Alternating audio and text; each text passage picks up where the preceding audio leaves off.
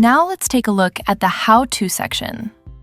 When you click the button, the first thing you'll see is our Learning Roadmap. The roadmap is designed to walk you through the app step by step.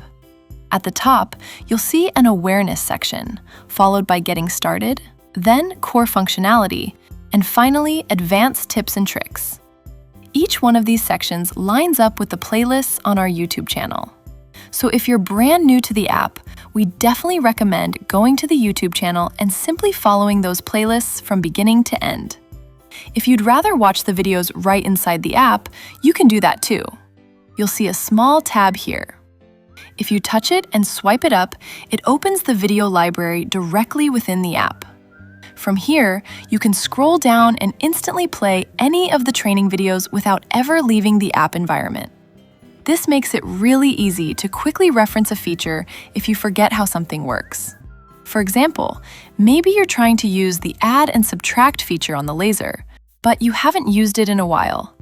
Instead of stopping your work and searching for it online, you can simply open the How-To section, find that video, watch it for 30 seconds, and then jump right back into measuring.